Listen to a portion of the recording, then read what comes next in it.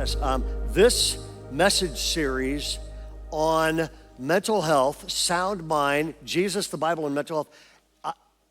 When we decided to do this, I went, oh man, I hope somebody actually shows up. Attendance has blown sky high. Impact around the country is blowing sky high. I just got a call from a pastor of a great church of a couple thousand people up in Washington, and he said, I was going to do a series on that. He goes, I looked at your series. Can I steal it all in Jesus' name and use it? So we, of course, said, yes. And you know the book you have? The book we passed out? He goes, and I read that. We can't do that better. Can we rip that off too? So literally, in a couple weeks, they are starting a Sound Mind series in the state of Washington, okay? And it's a really good thing. Here's the problem, okay? Kurt was supposed to be on this weekend. You're in luck. Mark Clark's back next weekend. Kurt's on. Kurt was supposed to be on. I get a call, I think it was Friday, and they're like, hey, Kurt's sick. Ray, you need to preach. And I'm going, okay, what's the subject? Depression. So I was instantly depressed. So now I know what I'm talking about. And so I want to give you two fast examples, and then we're going to dive into the Bible. One is this. Sometimes stuff just happens. I am not making this up. This is a true story out of Florida where crazy things happen. A man was working on his motorcycle on his patio, and his wife was in the house in the kitchen. The man was racing the engine on the motorcycle, and somehow the motorcycle slipped into gear. The man, still holding the handlebars, was shot through the glass patio door, and the motorcycle and the man went through the glass door into the living room and spilled over in the living room. The wife, hearing the crash, rushed into the dining room and found her husband laying on the floor, cut and bleeding, and the motorcycle still running, laying next to them, okay? They've turned that off. The wife ran to the phone, called 911, summoned an ambulance because they live on a fairly large hill. The wife went down several flights to direct the paramedics up to her husband. The ambulance arrives. They transport the husband out. The wife literally uprights the motorcycle, pushes it back outside, cleans up all the glass, and there's all kinds of gas on the floor. So she gets a bunch of paper towels, mops up a ton of gas, throws that in the toilet, and then the ambulance, the husband's straight to the hospital and comes back home. He arrives home, true story. He is so depressed, looking at the broken motorcycle, the broken shattered glass door, his living room's a mess. He's so depressed, he goes into the bathroom. He sits on the toilet. He lights a cigarette and sits there smoking a cigarette. Then, to put it out, he throws it between his legs into the toilet. The wife hears this explosion and her husband screaming. He is now off the toilet, laying on the floor. She calls 911 for the second time. Okay, the paramedics, they arrive back. They load him up. He's all burned on his whole backside, his whole legs. They're hauling him down the second flight of stairs for the second time. They go, what happened? She tells them what happened. They're laughing so hard, one of them dropped 1/4 of the thing. Her husband fell out of the stretcher, rolled down 2 flights of stairs, and broke his ankle, okay? Raise your hand if you've ever had a day like that, okay? Sometimes stuff just happens. Now, that one's funny unless you're the Florida guy. This one isn't funny, but it's real, and the problem is, the church never talks about depression, tragedy, and mental health, because when everybody walks into church, whether you're a teenager, whether you're an adult, everybody walks in, hey, how's everybody doing? Great, fine, okay? Sometimes life's not that way. And you were part of this. I have a really good friend, Craig and Trish Cunningham. They pastor this amazing church down in the Palm Springs area. I've been there, did some coaching with her husband, preached there a bunch, and they kind of became like a sister church to us, and just great friends. Two of the classiest pastoral couples you've ever met in your life, okay? He was unbelievable. Kids, she was a counselor in the community, just amazing. She is so amazing that when Focus on the Family was going to launch a national marriage healing center, they were going to put it in Palm Springs and asked her to be the executive director. That's how amazing she is and competent. Well, we hang out with this couple a bunch, team up. They've been here. We've been all of this stuff. And then I get a phone call about 4 years ago, and it's Craig, who's the most upbeat guy I've ever met. And he's like, hey, you got a minute to talk? And I'm going, yeah, you need something with your church. He goes, no, he goes, I need prayer. I'm going, what? He goes, I was fine. My wife and I were in Hawaii. I just get a little tired, came home, maybe I need some nutrition or something. Went to the doctor, and the doctor looks at me and goes, I'm really, really sorry, but you have stage 4 cancer in 4 spots. You got like 3 months. He was like floored. So I get them both on the phone, and you can imagine that conversation. And she says, she goes, she had huge counseling practice. She goes, yeah, I just quit my job because I'm going to take care of him. We're going to fight for this. But she goes, I'm in. And, well, after I hang up, I think, wait a second. They just discovered her husband has terminal stage 4 cancer in 4 spots, and they just cut their income in half. So you all were incredible. So I came in here, and I told the story, and I said, they're in a smaller church. We're gonna be alongside them. And I said, we're gonna take a second offering. We're not keeping a dime of this, but it's gonna go to this family to alleviate financial problems for as long as this takes. And you all were spectacular. You gave $100,000 in a second offering. We didn't keep a dime of that. I took it down, preached in their church. Yeah, they're very cool, okay? And Kevin's kids will be part of that the next time we do it. And what happened is they fought like crazy 3.5 years. And I mean, it's pretty incredible stuff because the doctor gave them 3 months. And incredible stuff going on in them. And then I get a call 4 months ago, and it's like, hey, it's back, it's raging, and he's got like 2 weeks. And 2 weeks later, he passed away. And brokenhearted church, the reason I'm telling that story is this. Sometimes life's really, really hard. And sometimes life feels really, really unfair. Wouldn't you agree? And today's message I have titled, Hope When You're Hurting. Hope when you're hurting. In other words, some of you are in here, you're going, you're a little afraid or you're a lot afraid and nobody knows it. Some of you are here, you feel all alone. It looks like you have friends, but you're like, I'm all alone. Or you're exhausted, or you're fried, or you're just worn out all the time, or you're losing hope. Well, here's what I want to do. I want to introduce you this morning to the most depressed person in the entire Bible. The most depressed prophet in the entire Bible. His name is Jeremiah. He's so depressed. When he writes a book, he names it Lamentations. That's how depressed this guy is, okay? Now, Lamentations chapter 3, and if you got your outline there, it's on the front. Lamentations chapter 3, he goes on with how depressing life is for 18 verses, okay? Now, look up here for a second, okay?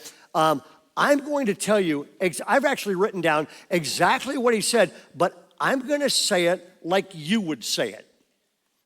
This is not going to sound Bible-y, but it's dead on accurate to what's in the Bible. And here is what he says. Now, this is good. It's not Bible language, but I promise you, this is what he says in the Bible. Here's what he says. People suck. Life sucks. The rulers suck. Can I get an amen on this? He's going, life sucks, people suck. He goes, life isn't fair. My body's wrecked. I can't sleep. I'm broke. Can't pay my bills. I'm overwhelmed with anxiety. And God, it just seems like God couldn't care less. Ever felt like that? That's what he says in Lamentations 3. He just says it more Bible-y, okay? However, it's on your outline. He does not stop there because God never leaves you there. He says this. He says, I remember my affliction and my wandering and the bitterness and the gall. I remember them, and here's the phrase, my soul is downcast in me. He's like, I'm a mess. I'm a disaster. I'm chronically depressed. I'm always unhappy. Nothing goes right. I can't bounce back. And that's where this prophet is. And fortunately, religious people are never this honest. This dude's honest about how he feels, but he doesn't stop there. Then he says this, yet He goes, this I recall to my what? Okay, I'm gonna look at, it's up there. This I recall to my mind. That is a really big deal. Circle the word mind. Yeah, this I recall to my mind. Therefore, I have hope. And here's what he says. The Lord's loving kindness is indeed, what's the next word? Never cease. His compassions, what? Never fail. They are new every morning. Great is your faithfulness. The Lord is my portion. Therefore, I have hope in him. You know what I love about that verse? I love three words. Never, never, and new. Never, never, and new. We'll come back to that in a minute, but he starts that phrase by going, this I recall to my mind. How do you find hope when you're hurting? How do you find help when you're hurting? How do you find healing when you're hurting and it doesn't seem like anything's worked? It starts by going, this I recall to my mind. So I'm gonna come out swinging, is that okay?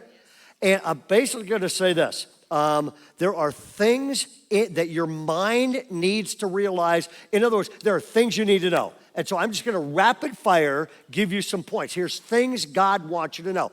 If you're depressed or you're discouraged and you can't bounce back, number one, you're not alone. Number one is this, you're not alone. And the past few months, just the past few months have not been easy on Americans, okay? We've had, just the last 2 months, we have had recessions, riots, floods, fires, droughts, and you're all going, what next? Some of you are afraid you're gonna lose your house. Some of you are afraid you're gonna lose your job. Some of you are afraid you're gonna lose your kids. Some of you are afraid you're gonna lose your marriage. Some of you are afraid you're gonna lose your health. You're gonna lose a loved one. Or what's worse, some of you went back to high school or junior high. And by the way, I was a youth pastor for a billion years. I prefer teenagers to any other age group. And the average high school in America is a self-image war zone. It glorifies 3% of the students, makes the other 7% feel like they don't matter. A friend of mine had, by the way, if you're in high school, you will hear 7 negative comments about you for every positive comment. And a friend of mine had written in his annual, God created rivers, God created lakes. God created you, Jim. Everyone makes mistakes. So you're going, man, number one is there's a discouragement, but then there's deep depression. And if that's you and you can't bounce back, you're not alone. Here's what's going on. It's going to go on the screen, okay? Culture is swamped by deep depression, okay? Here's the stats. 8% of U.S. adults chronically depressed. That's 16 million. 18 to 25-year-olds are at the greatest risk. And post-COVID, there's a 25% increase worldwide. Number one is, if you're struggling, realize this, you're not alone, you're not the exception, you're in company with other people. Number two is this, depression doesn't discriminate. Depression doesn't discriminate. Now, the Bible is really honest about it, the church just never is, okay? People in the Bible experience depression. Now, the Bible never actually uses the word depression. Here's the words it uses instead. Downcast, brokenhearted, troubled, miserable, despairing, mourning. Here's a whole bunch of people in the Bible. They actually said this in the Bible. David, why are you downcast, O my soul? Why so disturbed within me? Elijah, I've had enough, Lord. Take my life, kill me. I'm no better than my ancestor. Hannah, in her deep what? Deep anguish. Hannah prayed to the Lord. What's she doing? Praying and weeping bitterly at the same time. Jeremiah, author of the famous book of Lamentations, said this, cursed be the day I was born. Why did I ever come out of the womb to see trouble and sorrow and end my days in shame? Here's another one, okay? Spurgeon, the Prince of Preachers, who can conceive the anguish of a sad spirit? I refuse to be comforted. Tears were my meat by day, and dreams my terror by night. I felt as if I'd never felt before. My thoughts were all a case of knives cutting my heart in pieces. And the other great preacher on the planet, Mark Clark. I'm a disaster, but so are all of you, so we're going to be okay. That's First Hallucinations 3:16. Now, what I want to say is this, okay, people? The Bible never pretends that tough times, depression, and discouragement the Bible never pretends, but the church does. Number one, you're not alone. Number two, depression doesn't discriminate. Number three is this, depression is complex. Depression is complex. And there are essentially 4 root causes of depression. And here they are. Number one, well, first of all, I also want to say this, just look up here for a second, okay? The church has never actually thought well about this and has not taught people well about this. And what I mean is this, if you get a sore throat or you're pretty much going, what do? You go to the doctor, they figure out exactly what's wrong and come up with a plan to get you better, okay? If you're going, I broke my arm or blew myself up on a toilet and broke my ankle. What do? You go to the hospital, they take x-rays to find out what's really going on, then you end up getting a plan and they do things to fix it, whether it's medicine, splints, whatever, okay? If you're depressed, everybody just goes, oh, you should need a stronger faith, okay? In other words, everything else we go get help.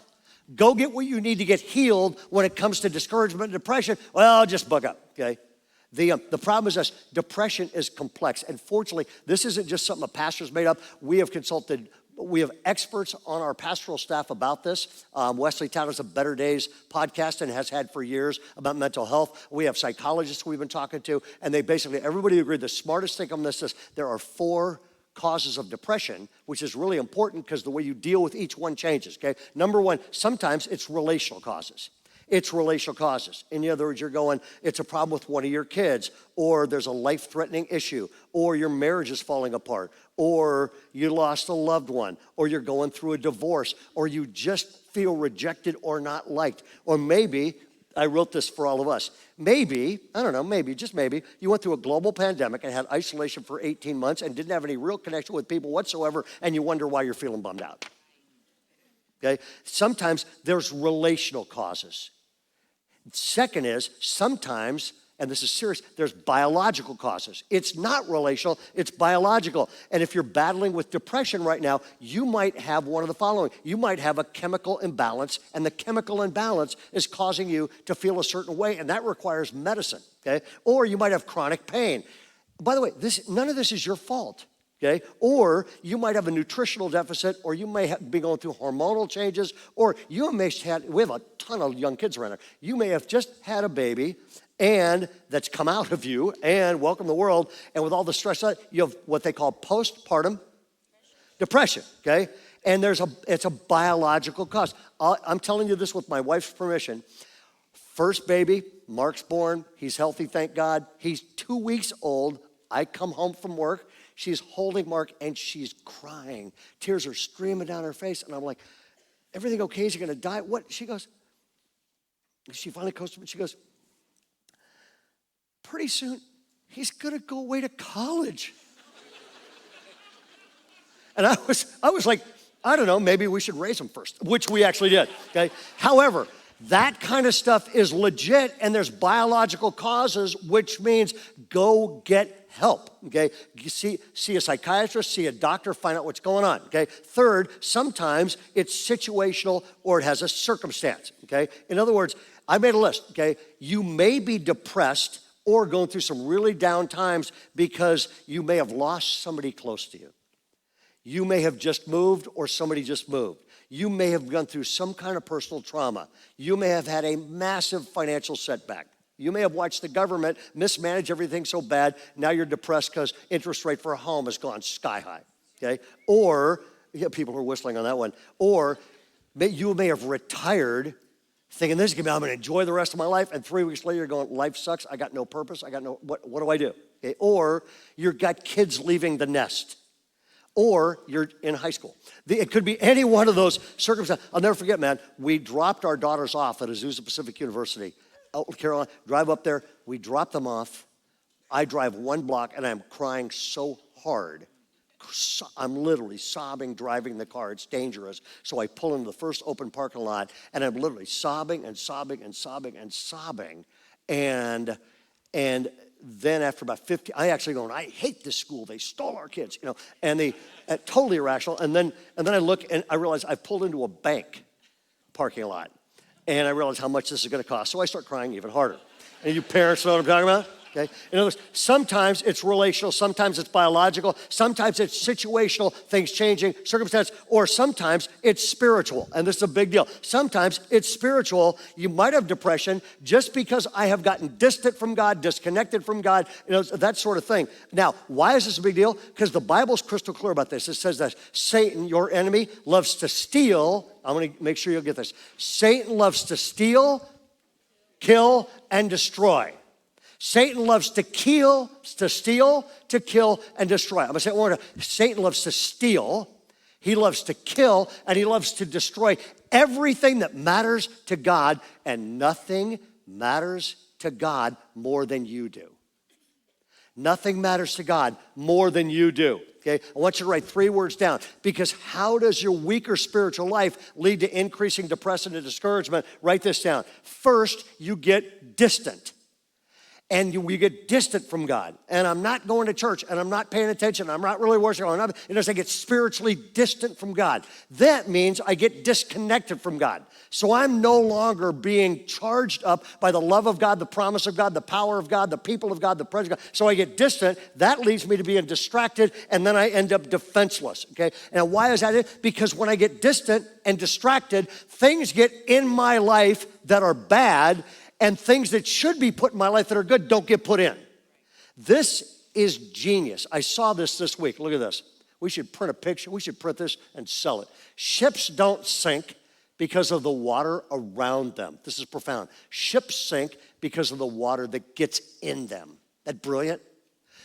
Therefore, don't let what's happening around you get inside you and weigh you down. That's really good. So I want to get back to God's word. And I want to give you just a couple of points, and here they are. Number 1 is this, I recall in my mind, therefore I have hope. I only have 2 things for you. Here they are. Number 1 is this. Your emotions are actually valid. Your emotions are actually valid, but they're not permanent. Your emotions are valid. And one of the problems with church has gone, your emotions aren't valid, so ignore them. Your emotions are actually valid. Matter of fact, almost every psychologist, and they've done studies on this, acknowledging your emotions and naming them. I'm frustrated. I'm angry. I'm discouraged. I'm fearful. Naming them actually helps you get better quicker instead of, the church has basically said, if you have emotions, stuff them. That makes it worse. And what I want to say to you is this, your emotions are valid. It's part of being a human being. Your emotions are valid. However, okay, they're not permanent. They're not permanent. And why is that a big deal? God gave you emotions. They're valid, but they're not permanent. And because your emotions are temporary, this is very important. Everybody go, because your emotions are temporary, never draw lasting conclusions when you're temporarily depressed and discouraged. And never make decisions when your emotions are out of whack. I had a guy came into town recently after I saw him on Thursday night, and came up to me and he said, I just want to say thank you. And I hadn't seen this guy for a few years. He said, I want to say thank you. I said, what? He said, you said one thing, and it's changed the course of my life. And I said, what? He said, here's the one thing you said. He goes, never make decisions when you're down. And I remember saying that, because if I made decisions when I'm down, I wouldn't be part of this church. I wouldn't have my wife. I wouldn't have my kids. I wouldn't be doing what I'm doing. The problem is this, I don't know if you're anything like me, the minute I get depressed or discouraged, I start going, that's it, I'm leaving, I'm getting divorced, all this kind of stuff. You know what I'm talking about? The minute I get down, I start springing into stupid, bad, destructive actions. Okay? Never make any decisions when you're down. Maybe the best way to describe this is this. I was a youth pastor for years. You a bunch of teenagers right there, right?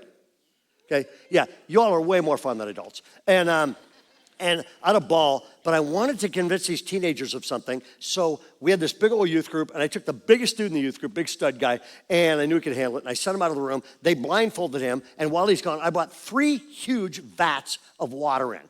There were 3 of them. The one in the middle was room temperature water. The one on the left-hand side was scalding hot water.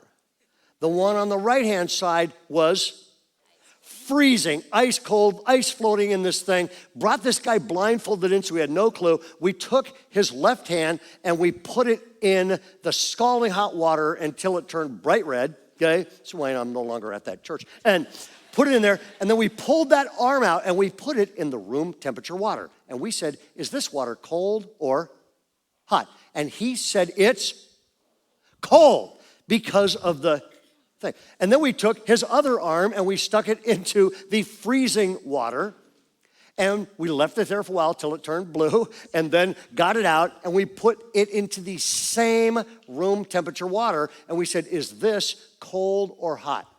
And he said, it's hot. We unblindfolded him, said to everybody in the room and to him, you just told us the same pan of water was cold and hot.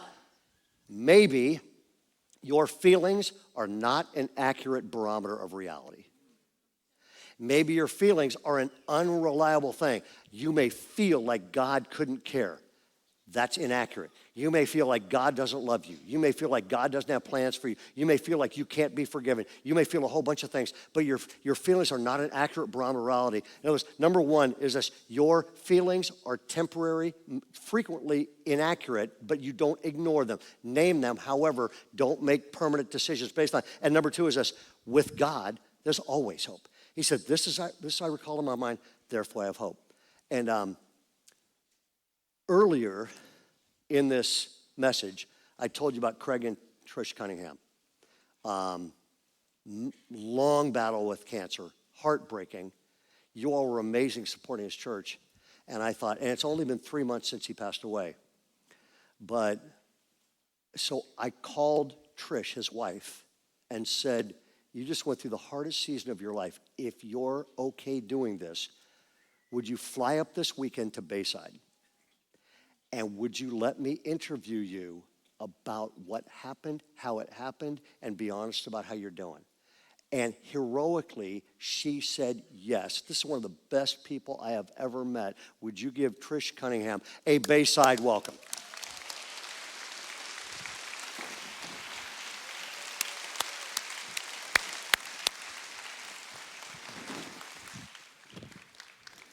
Hey, first of all, hi. Hi. We are really glad that you are doing this, and first of all, just kind of introduce the members of your family. Well, my husband was Craig Cunningham. We were pastors in Shadow Rock Church in La Quinta, California for about 15 years. Did a church plant there, absolutely loved it. We have 3 children. They're ages 31, 28, and 26. Alexis is our oldest. She has a husband who's a lawyer in Orange County and a little baby that's almost 1. And then we have Carter, our youngest, is in medical school right now. Our middle son, Cameron, is on staff with us at the church. And so those are our 3 kids, and they're all amazing. Let me ask you a question.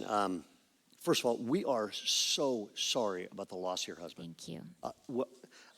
And I missed the dude. Me too. And what was life like before cancer? I had lived up until Craig was diagnosed just a couple of weeks after he turned 50. And so at that point I was 48, and the 48 years prior to that diagnosis were about as good as life gets. We had such great friends, such a great church, great kids, great life, and I would just say we would consider ourselves some of the most blessed people on the planet. We just had an amazing life. Yep. And then when Craig was diagnosed with cancer, it blew everybody like shock. What was that? What happened? What was that like?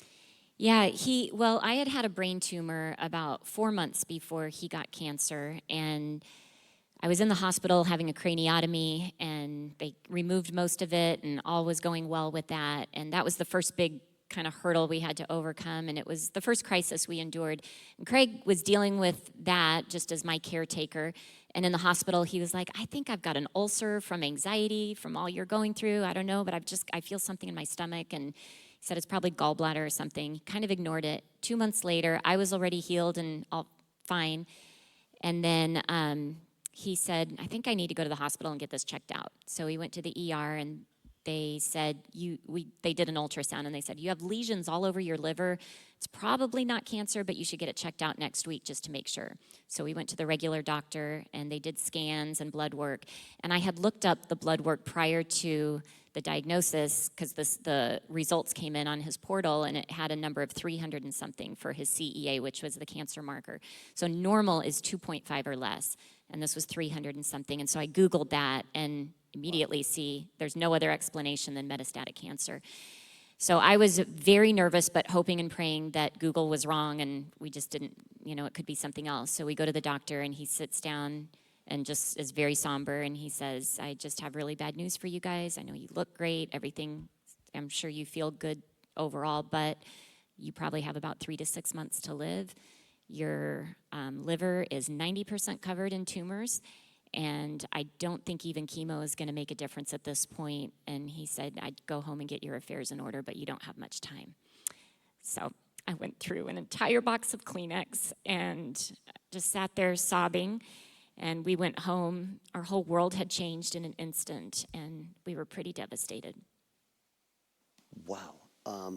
The doctor we were in touch all those times. Mm-hmm. The doctor was so pessimistic. Mm-hmm. He pretty much was like, there's no hope, nobody will ever, all this kind of We stuff. nicknamed him Dr. Death. Yeah. Not optimistic at all. No kidding. And then that began a 4-year journey. Mm-hmm. And then, I mean, you fought, just give a quick thing about the 4-year journey.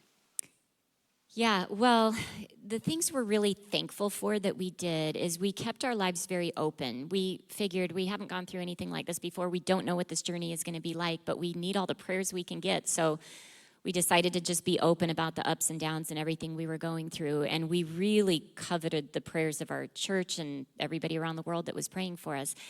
I have no regrets around that. I'm so thankful we kept our lives open. I'm thankful we prayed for a miracle every day. Craig would say, it's a win for me either way. If I'm healed, that's really what I want. But if God chooses to take me to heaven, that's a win for me too. Mm. And I said, well, for you, it's a win either way. For me, it's only a win if you're healed. So I'm going to make sure God knows what my will is, and my will is for you to be healed. So I prayed daily for that. And we saw a lot of progress, and really, truly, in the 4-year journey, there were so many miracles that happened. That number, the 300 number, started coming down to below normal. He was cancer-free for a good period of time. We were able to still live fully. He did all the surgeries. We got him all the best treatments. I'm so thankful for that, too. We went into all the best doctors in the world. And they extended his life, and where some doctors said, there's no hope, other doctors said, we're going to do everything we can do. And they did all the surgeries and everything. And we got, in those extra 3.5 years, 2 of our kids got engaged and married. One of our kids had a grandbaby. Carter got into medical school. So that 3.5-year time was just such a blessing. And our church got into a permanent building, which was such a gift. So it was a rich, brutal, but rich 3.5 years. No kidding. There's all kinds of things that can be destructive if you do them. Mm-hmm. In the last 4 heartbreaking years, what are you going to be glad you didn't? What are you glad you didn't do? I have seen so many people base their faith on the outcome that they want. And we were determined from day one, our faith is not going to be based on the outcome of Craig's healing. Our faith will be based on the one who determines the outcome. And we chose to trust God no matter what. I think of Shadrach, Meshach, and Abednego before going into the fiery furnace. They said this, my God is able. I know he can deliver us. But even if he doesn't, I'm going to serve him. We're not going to bow down to the false gods.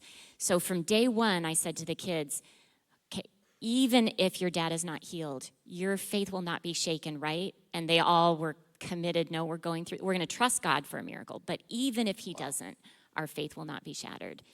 And that has been the case. We're all maintaining complete trust. It wasn't just in the power of God, which we know he can. I've seen miracles all my life that blow everyone's mind. But I also have complete trust in the providence of God and the sovereignty of God and in his wisdom. And it's the combination of those two things that I think really is mature faith, where you say, yeah, I trust that you can, but also if you don't, I trust your wisdom in that. That's good.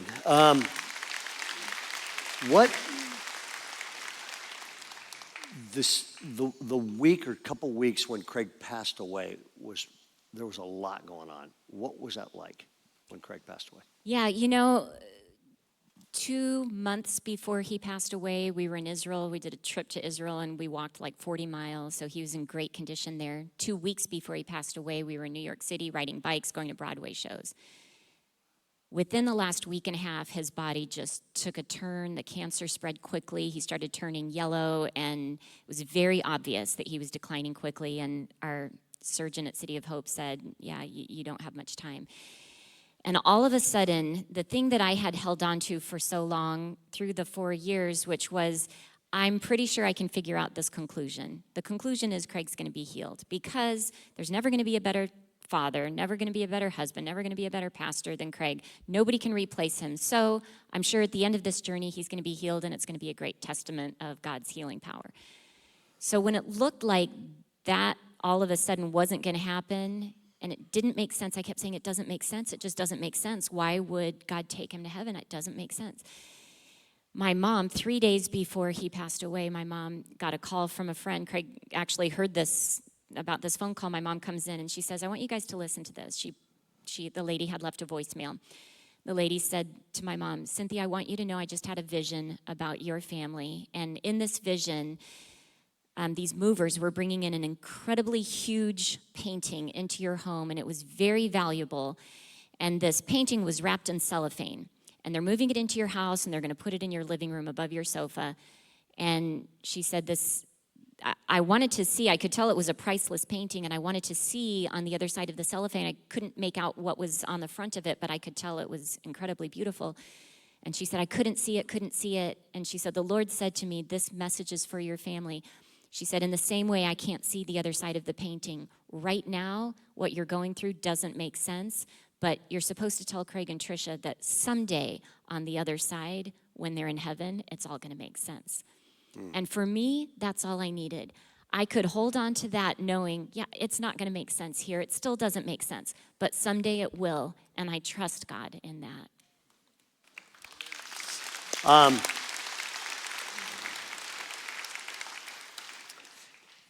We were on the phone for some of this. He went down like that. However, right before literally the day before he passed away, what happened? The day before he passed away was a Sunday morning, and because he was having a hard time walking at that point, we put him in a wheelchair and wheeled him to the front of the platform. So he actually wanted to go to church. Yes. And they wheel him up. Yeah. Can I describe this? Yeah. I watched this online. They wheel him up, and he speaks to his congregation. And then they wheel him to the front row, and they just one by one, people on the congregation went up and told Craig what he'd meant to them. And yeah, it was incredibly beautiful and meaningful. And on the way home, Craig said, I feel like I just got to attend my own funeral. And as we pulled into the driveway, he said something along the lines of, this would be a great moment for God to heal me. So he said, open the front door. Let's pray one more time. Maybe I'm just going to run right in the house. So we prayed fervently. And then he got out of the car, and he needed help getting into the house. And he sat on the couch, and he really wasn't discouraged. He just sat on the couch like, okay, it didn't happen. A couple hours later, we went upstairs, and he had a seizure. And he had never had one before, but we found out later that the cancer had then gone to the brain, and it caused this really horrendously traumatic experience that we all had with that first seizure, which was awful. Had he died at that moment, it would have been terrible. A couple hours later, he had another one that was similar. Also, it would have been a terrible, terrible ending because we were all freaking out. But a few hours later, everybody was sleeping in our home that night, and it was the first time in probably years that everyone was under our roof. And Craig had always said, if I die, please don't let me die in a hospital. I want to die at home in bed with everybody around me. And I think everybody says that, right? But how many people actually get that? Well, that night we were all in the same home, and at 4:30 in the morning, Craig turns to me and he says, "It's my time. I'm going to paradise. Is there anything you want to," he said, "I know Jesus wouldn't lie to me. I'm going to paradise. Is there anything you want to say?" I said, "Yeah." So I told him all the things I had told him a million times before, but ended with how much I loved him. And then he told me how much he loved me. And then he said, "Let the kids sleep. Tell them I love them." And I said, "No, they're all here. Hold on." So Carter went and got them, and we're all around him just like he had wanted. And one at a time, each person told him how much they loved him. And Craig would end with, "I'll see you in paradise." And then he sat up, had a small little seizure, fell back, and took his last breaths as we were all watching. And he went to heaven. We watched him go to heaven. And let me rewind 1 week before that moment. Lexi, our oldest daughter, who's 31, was in the hospital. And we were there with Craig, and Lexi said, "Dad, if you do end up dying and going to heaven, and God allows it, could you just send a little love message from heaven through some kind of a symbol so that I can just know that you're in heaven and that you love me?" And he said, "Sure, if it's allowable, what would you want it to be?" And she said, "I don't know, you pick." And he said, "Okay, how about a hummingbird?" And I said, "Oh, I love that. And can we also add a white butterfly? Because when you were in Israel a couple months ago and you were baptized in the Jordan River, remember that white butterfly was all around you and everybody was commenting on the white butterfly." So I said, "So that would be cool. Plus, that gives us double chance of seeing something." So he's like, "Okay." So he passed. 3 or 4 hours later, Lexi's husband, Sam, pulls up his phone and clicks on Facebook, and immediately a picture pops up from June 5th, 2022. So it was the 1-year memory that popped up, which was a picture Sam had taken a year before of 2 little hummingbirds in a nest in their backyard, and he had posted it a year before, didn't think anything of it. But that was the very first thing that popped up just hours after Craig passed, and Sam went, "Lexi, look." And Lexi started crying, and she said, "Thanks, Dad." A couple hours later, Carter, our youngest son, and Cameron, our middle son, decided to go on a walk, and Carter admitted later they were hoping to see a hummingbird outside. And they're on a walk with Cameron's wife and Carter's girlfriend, Kalisha, and they're all walking through the neighborhood. And as they're walking through the neighborhood, they see, all at the same time, 2 hummingbirds and a little white butterfly. And then Carter goes, "Dad, how much did that cost you?"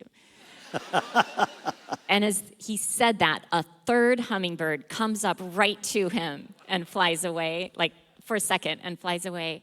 So they come home and tell me, and I'm like, "There's no way. Are you kidding?" And he's like, "Yes." And they're all just on cloud 9, so excited.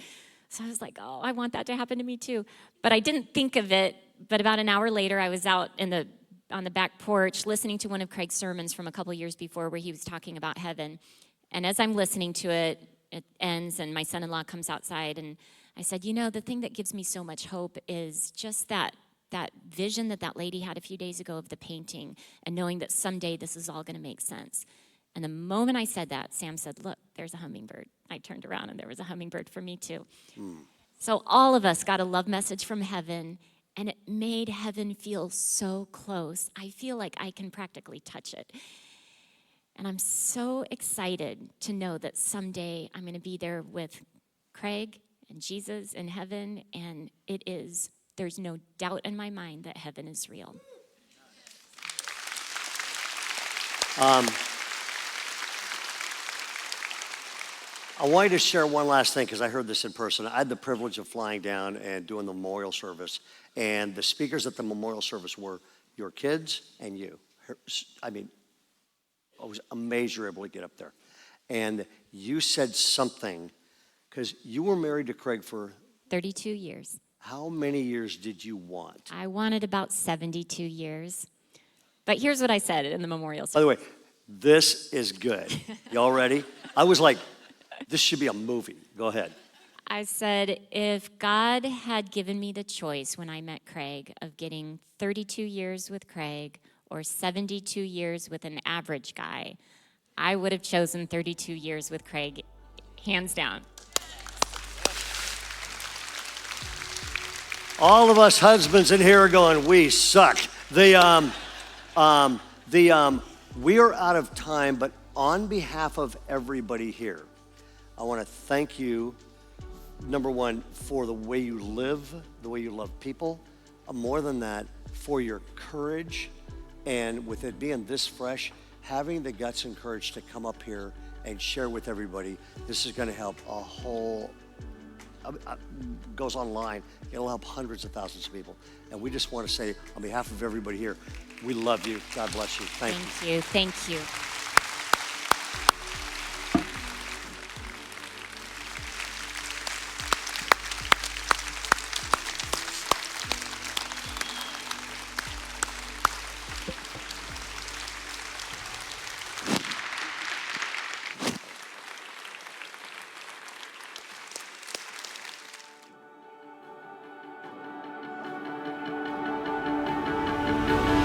Hey guys, Pastor Mark here, one of the senior pastors around here. So glad that you are actually part of Bayside Online. You really are part of our family. We have grown over the last couple of years online a ton, and we really do consider you as part of our church family. So what that means is make sure you subscribe and share this. It's great. But also get in a community group. Start watching the Bible study. Start being engaged. Even give. One of the ways that we can actually do online church and have this global community and even do the ministry of our campuses is by people partnering with us in the gospel, as Paul talks about in Philippians chapter 1. And that means by your resources, financially. There are people all over the world getting blessed through what we do at Bayside. And so obviously part of that is giving and using and stewarding that for the glory of God. So we're super thankful if you do that. We'd love you to start doing that, and just super thankful you're part of our church. So glad you're with us. Make sure that you let us know you're watching and part of this, because we want to get in touch with you and thank you and serve you any way we can. Anyway, thanks guys, and we will see you next week.